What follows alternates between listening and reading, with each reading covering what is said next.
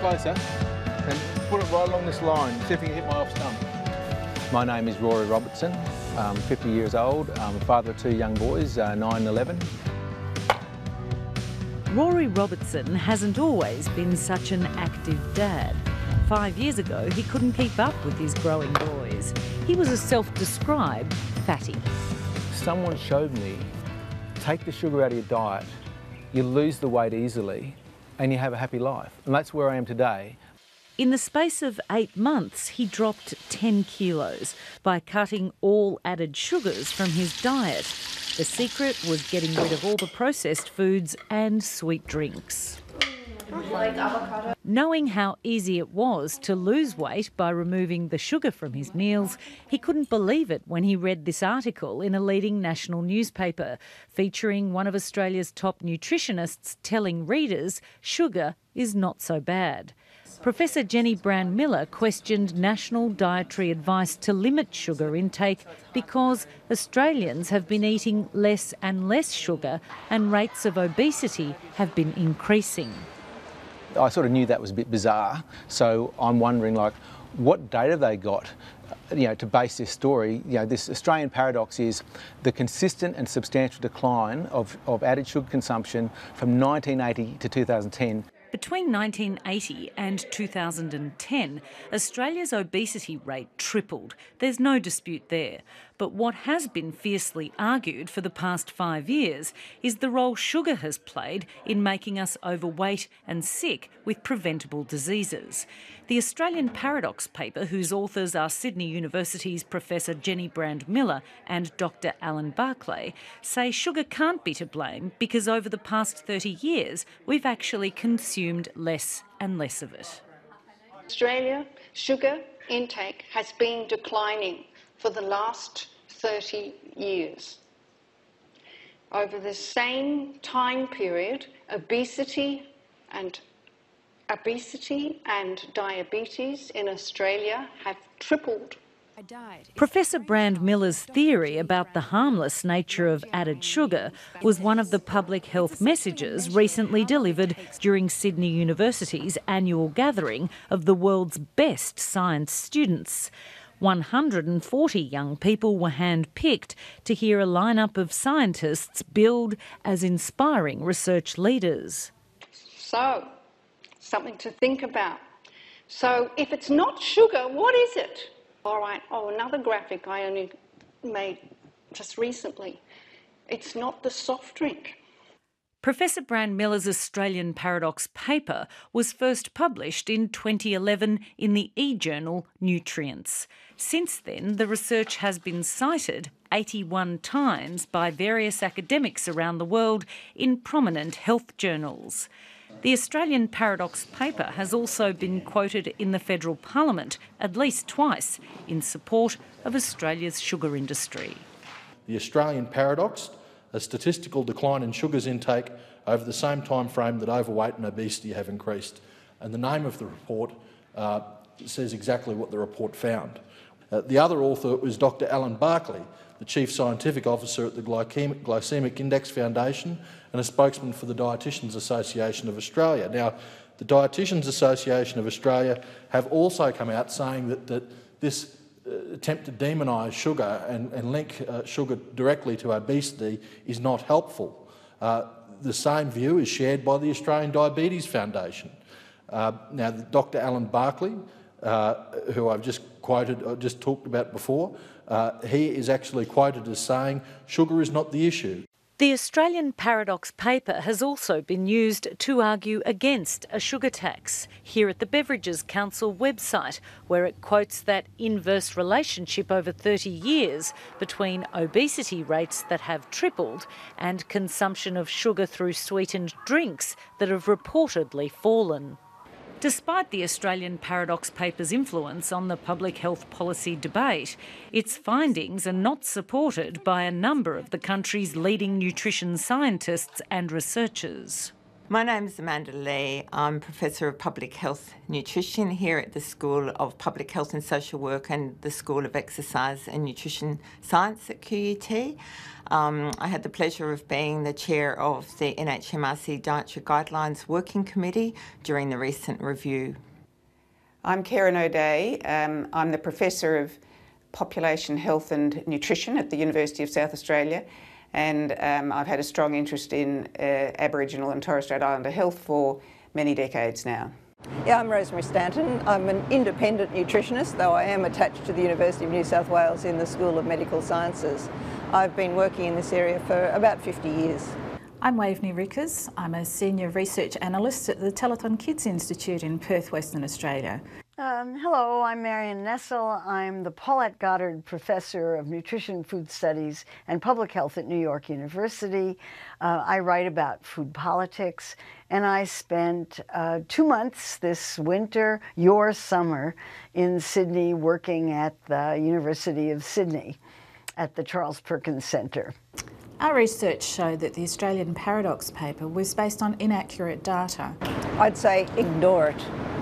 In my scrutiny of all the available evidence that we have in Australia, I do not believe that the data supports the existence of an Australian paradox.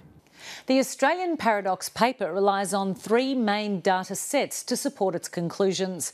Let's start with sugar-sweetened beverages, where a cursory glance at the author's own chart reveals sales are up 30%, not down 10%, as is claimed in the paper. The red line represents the rise in sales of sugar-free drinks. All right, but you don't say that in the paper. You say... When challenged about this mistake on ABC Radio's background briefing, Jenny Brand-Miller admitted she'd made an error. I'm saying that the amount of sugar that went into those soft drinks declined by 10%. All right, but you don't say that in this paper. You say the food industry data show that per capita sales of sugar-sweetened beverages have decreased by 10%. I'll double check it for you. All right, okay, thank you. It might be that a keyword came out, which is normally, a keyword has come out, okay? After this interview, a correction was issued in the same online journal it was originally published in. The confusion the authors claimed lay in the overall amount of sugar being added to regular soft drinks, adding up to 600 grams per person over 4 years. The correction failed to mention that the volume of sales of regular sugary drinks was up, not down.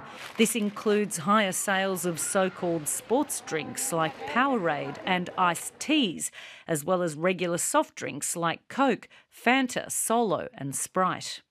When Lateline asked Professor Brand-Miller which varieties had reduced sugar content, she explained that while formulas of the classic soft drink versions are the same, there are now new ones on the market like Coca-Cola Life with 35% less sugar and Pepsi Next with 30% less. But neither of those drinks existed when the Australian Paradox paper was written, much less over the 30 years it seeks to establish an Australian paradox. Rory Robertson is a respected economist with one of the country's biggest banks. He spent time in New York with Macquarie Bank and before that was one of the rare few chosen to work for the Reserve Bank under its now governor, Glenn Stevens.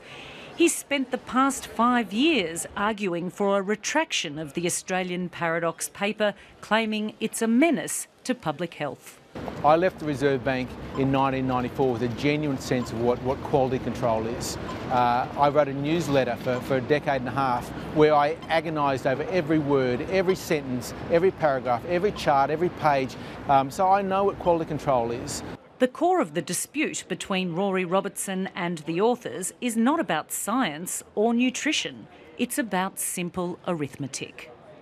The numbers behind this next set of charts comes from a combination of 3 self-reporting health surveys conducted by 3 separate organisations. They asked Australians what they ate and drank over a 24-hour period. For children, all charts again point up, sugar consumption up, not down. One of the things that's a real challenge when you work in nutrition is that there's a bias in how people recall the foods that they eat, and it shows that people overestimate the foods that they believe they should be eating more of and underestimate the foods that they shouldn't be eating. If people only ate what they report that they're eating in surveys, then we wouldn't have any overweight people in this country. In fact, they eat much more, and there's other evidence that shows that people specifically underreport sugar and fat. We import a lot of foods. We don't actually have the detail of exactly what people are consuming at the population level. When people self-report their consumption, as they do in national surveys of diet, they tend to over-report what they think is healthy and under-report what they think is not healthy. Questions of reliability aside, 3 of the 4 health survey charts produced by Jenny Brown-Miller and Alan Barclay to show adult sugar consumption again trend up, not down. Consumption of total sugars, confectionery and non-alcoholic drinks. The only one that points down, sugary products, refers to the sugar put in tea and coffee, as well as jams, syrups and honey. Products with the most sugar added, like biscuits, cakes and flavoured milks, are not specifically measured in the Australian Paradox paper. Waveney Rickers spent 30 years at the Australian Bureau of Statistics before joining the Telethon Kids Health Institute, where she's prepared a paper of her own, analysing the findings of Brown-Miller and Barclay's Australian Paradox. We had a good look at all sources of sugar information that we could find, and although a lot of it was conflicting and it suffered from definitional problems, what we found was that imports of processed foods containing sugar had actually risen dramatically over the period of time that was part of Barclay's research. We also discovered that Barclay's research was based on information that didn't include imported processed foods. The only source of data in the published paper actually relevant to the time frame of the Australian Paradox paper between 1980 and 2010 is this chart from the United Nations Food and Agriculture Organisation. Until 1999, the FAO, based in Rome, relied on data gathered by the Australian Bureau of Statistics, measuring actual sugar consumption. But the ABS discontinued that study as unreliable, telling Lateline its methodology for counting sugar intake was no longer accurate. The increasing prevalence of processed foods made it too difficult for them to reliably count sugar consumption. I rang up the FAO, I rang up Rome, I got the FAO's number off the internet, I rang up Rome, said, oh, excuse me, and Gladys, my grandmother's name is Gladys, so I remember it was Gladys from the FAO, came back and said, yes, that's right, you know, the ABS data go to 1999, that's what we use. After that, we have an algorithm that says last official ABS data, 99. The claim is there's a consistent and substantial decline to 2010, so 30 years, and there's no data for the more than 1/3 of the time frame, and the data that exists after 99 is faked. As in, the ABS has stopped counting. You know, they stopped counting because they didn't have the financial resources or the person power to chase, you know, the grains of sugar through thousands of imported processed foods and drinks. So they're not calculating sugar anymore. They're not counting sugar. They're not even pretending to count sugar anymore. Rory Robertson has spent 4 years trying to understand why 2 of Sydney University's most high-profile scientists continue to argue that there was a consistent and substantial decline in sugar consumption among Australians over the 30 years to 2010. He's also concerned that they defend sugar in their best-selling diet book promoting Sydney University's Glycaemic Index Foundation. One of the books makes the claim there is absolute consensus that sugar in food does not cause type 2 diabetes. The people who eat the most sugar have by far the highest risk of type 2 diabetes, so I think that evidence is now compelling.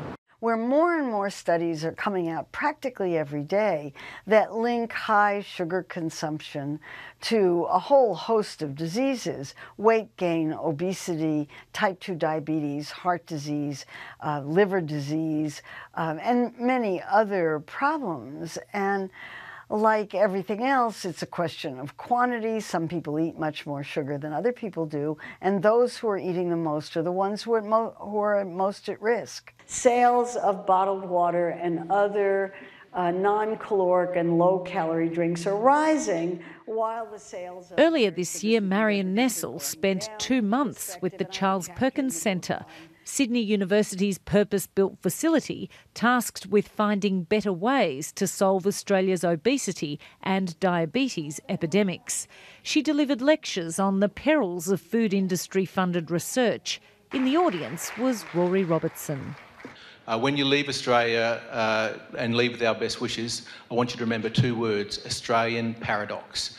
Marion Nessel says she was surprised to learn that nutrition scientists working with the university's Glycaemic Index Foundation are receiving $6,000 from food and drink companies every time they stamp one of their items with a low GI health tick, even those containing high levels of added sugar, even sugar itself.